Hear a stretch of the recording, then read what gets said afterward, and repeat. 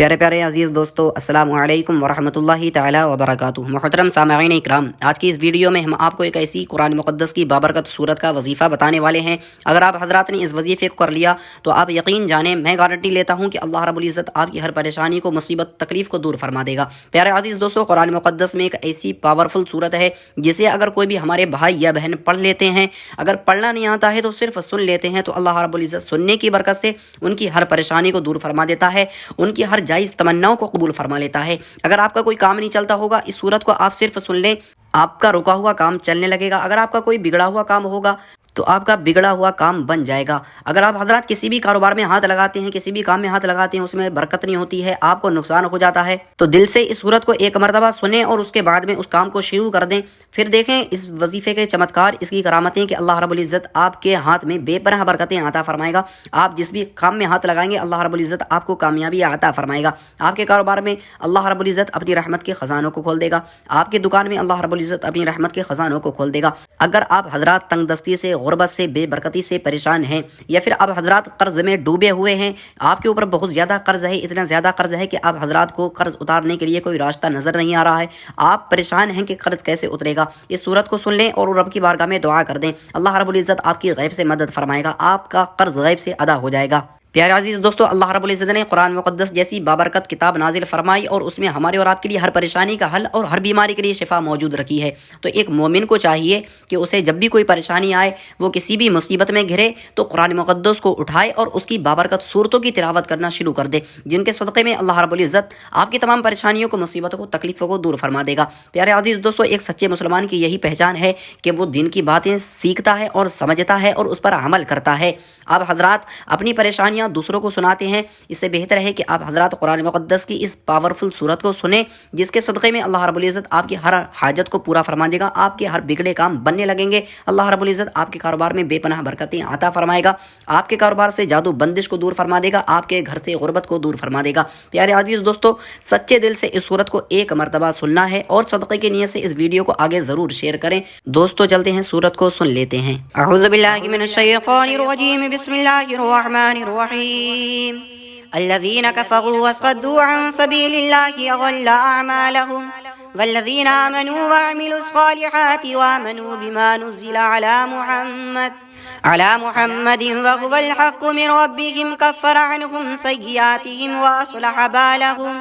ذلك بأن الذين كفروا اتبعوا الباطل وأن الذين آمنوا اتبعوا الحق من ربهم كذلك يضرب الله للناس أمثالهم فإذا لقيتم الذين كفروا فضرب الرقاب حتى إذا أثخنتموهم فشدوا الوثاق فإما منا بعد وإما فداء حتى تضع الحرب أوزارها ذلك ولو يشاء الله لانتصر منهم ولكن ليبلو بعضكم ببعض والذين قتلوا في سبيل الله فلن يضل أعمالهم سيهديهم ويصلح بالهم ويدخلهم الجنة عرفها لهم يا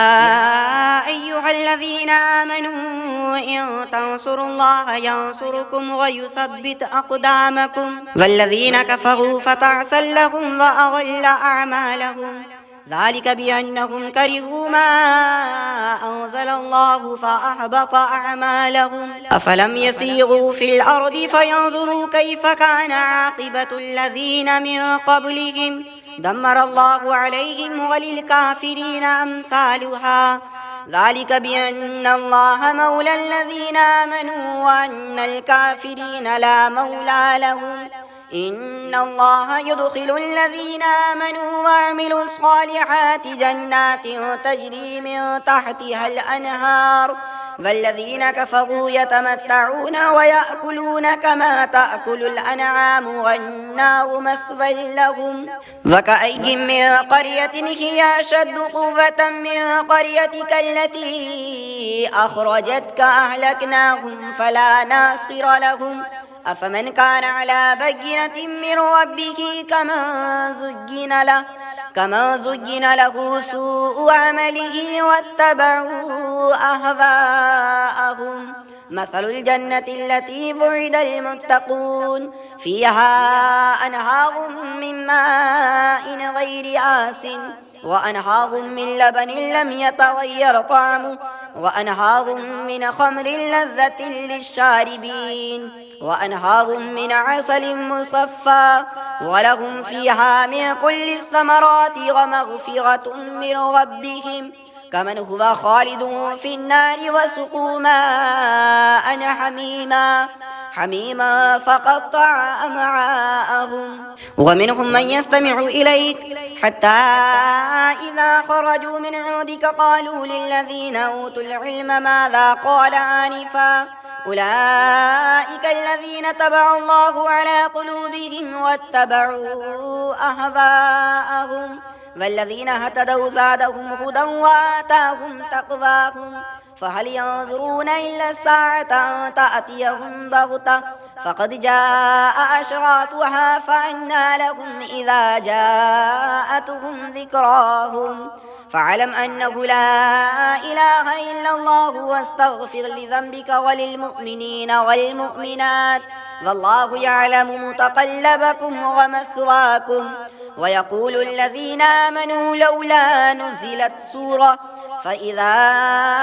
أنزلت سورة محكمة وذكر فيها القتال رأيت الذين في قلوبهم مرض ينظرون إليك نظر المغشي عليه من الموت فأولى لهم طاعة وقول معروف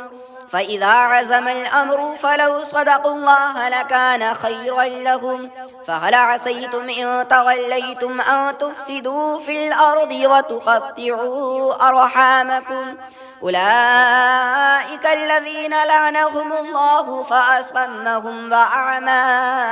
أبصارهم أفلا يتدبرون القرآن أم على قلوب أقفالها إن الذين ارتدوا على أدبارهم من بعد ما تبين لهم الهدى الشيطان سول لهم وأملى لهم ذلك بأنهم قالوا للذين كرهوا ما نزل الله سنطيعكم في بعض الأمر والله يعلم إسرارهم فكيف إذا توفتهم الملائكة يضربون وجوههم وأدبارهم ذلك بأنهم اتبعوا ما أسخط الله وكرهوا رضوانه فأحبط أعمالهم أم حسب الذين في قلوبهم مرض أن لن يخرج الله أضغانهم ولو نشاء لأريناكهم فلعرفتهم بسيماهم ولتعرفنهم في لحن القول والله يعلم أعمالكم ولنبلونكم حتى نعلم المجاهدين منكم والصابرين ونبلو أخباركم إن الذين كفروا وصدوا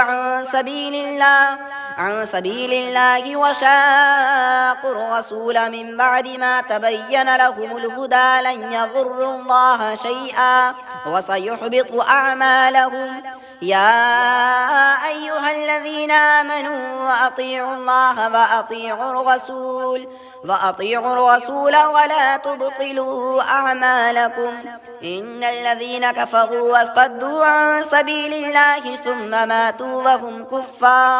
وهم كفار فلن يغفر الله لهم فلا تهنوا وتدعوا إلى السلم وأنتم الأعلون والله معكم ولن يتركم أعمالكم إنما الحياة الدنيا لعب ولهو وإن تؤمنوا وتتقوا يؤتكم أجوركم ولا يسألكم أموالكم إن يسألكموها فيحفكم تبخلوا ويخرج أضغانكم ها أنتم هؤلاء تدعون لتنفقوا في سبيل الله فمنكم من يبخل ومن يبخل فإنما يبخل عن نفسه والله الغني وأنتم الفقراء وإن تتولوا يستبدل قوما غيركم ثم لا يكونوا أمثالكم صدق الله العلي العظيم.